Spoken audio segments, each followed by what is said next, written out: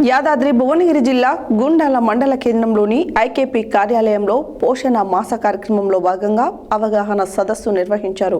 ఈ కార్యక్రమంలో అంగన్వాడీ సూపర్వైజర్ యాకూబ్ పాషా బేగం పాల్గొని మాట్లాడారు.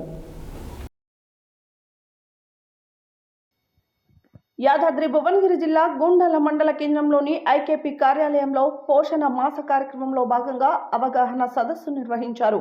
ఈ కార్యక్రమంలో అంగన్వాడీ సూపర్వైజర్ యాకూబ్ పాషా బేగం పాల్గొని మాట్లాడుతూ గర్భిణీ స్త్రీలు పోషకాల విలువైన ఆహారాన్ని తీసుకున్నట్లయితే పిల్లల ఎదుగుదల బాగా ఉంటుందని అన్నారు.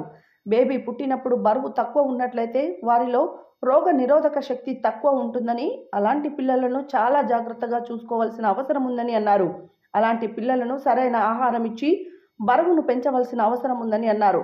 గర్భిణీ స్త్రీలు వివిధ రకాలైన పండ్లు, ఆకుకూరలు, పాలు, గుడ్లు తీసుకొని ఆరోగ్యంగా ఉన్నట్లయితే సుఖప్రసవాలు జరుగుతాయని, హాస్పిటల్లో అయ్యే ఖర్చు కూడా తగ్గుతుందని అన్నారు.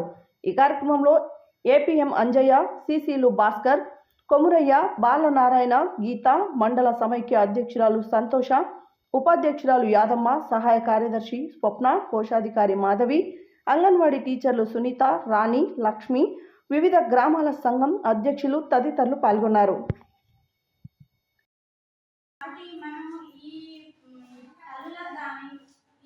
పిల్లలకు కానీ వీళ్ళందరూ కూడా అభివృద్ధి సరిగా ఉండాలి అంటే మెయిన్ ఏంటంటే పోషకాహారం అనేది కరెక్ట్గా మనం తిన్నట్లయితే ఇప్పుడు ఒక ఫ్యామిలీలో వాళ్ళు కూడా ప్రెగ్నెంట్ అయింది అనుకో ఎగ్జాంపుల్, అప్పుడు ఎవరికి ఏది ఉండాలి? ఆ కుటుంబంలోని అత్తకు, మామకు, భర్తకు ఎక్కువ కేర్ ఉండాలి. ఎందుకు అని అంటే ఆమెకు వాంతులు అవుతున్నాయి ఆ టైంలో, ప్రెగ్నెంట్ టైంలో. ఆమె తినకుండా తిని పడుకొని అట్లే ఉందనుకో, మనం ఎవరిని పట్టించుకోలేము, కుటుంబ సభ్యులు పట్టించుకోలేము, ఏమైతే సరిగా తినక ఎక్కువ కడుపులో బిడ్డను పెంచలేకపోతుంది. ఒక బిడ్డ ఎప్పుడైనా మనం బరువు తక్కువ పుట్టిరనుకో, బరువు తక్కువ పుట్టిన బిడ్డ ఏమవుతుంది? సమాజానికి కూడా చేటే, కుటుంబానికి కూడా చేటే, అభివృద్ధికి చేటే. ఎందుకు అంటే ఇప్పుడు ఒక బిడ్డ బరువు తక్కువ పుట్టింది అంటే ఆ బిడ్డకు తొందరగా వ్యాధులు రావడానికి అవకాశం ఉంటుంది.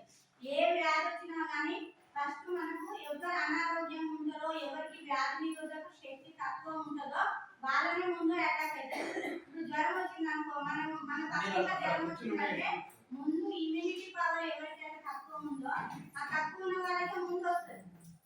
ఎవరైతే బలంగా, దృఢంగా, ఆరోగ్యవంతంగా ఉన్నారనుకో చుట్టుపక్కల ఊరు ఇంట్లో అందరూ వచ్చినా కానీ వాళ్ళకి రాదు. ఎందుకు అంటే వాళ్ళలో ఇమ్యూనిటీ పవర్ అనేది ఎక్కువ ఉంది కాబట్టి వాళ్ళకు వ్యాధి నిరోధక శక్తి ఎక్కువ ఉన్నందున వాళ్ళకి ఆ వ్యాధి అనేది రాదు. అది ఎవరైతే తక్కువ ఉందో వాళ్ళకి తొందరగా అటాక్ అవుతుంది. అట్లనే ఇద్దరు తక్కువ ఉన్న బిడ్డ పుట్టినట్లయితే ఇప్పుడు మనకి ఇంకా ఏ తక్కువ వచ్చినా ఏదో వచ్చినా కానీ ముందు ఆ పిల్లల్ని అటాక్ అవుతుంది. అటాక్ కావడం వల్ల ఏమైతుంది?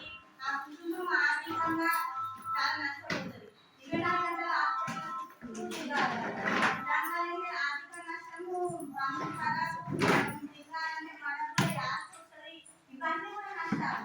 అదే ఆరోగ్యవంతమైన బిడ్డ పుట్టిందనుకో మన కుటుంబానికి ఏ ఖర్చు ఉండదు, మనం బిడ్డ ఆరోగ్యంగా ఉంటారు, మన ఇల్లు బాగా సంతోషంగా.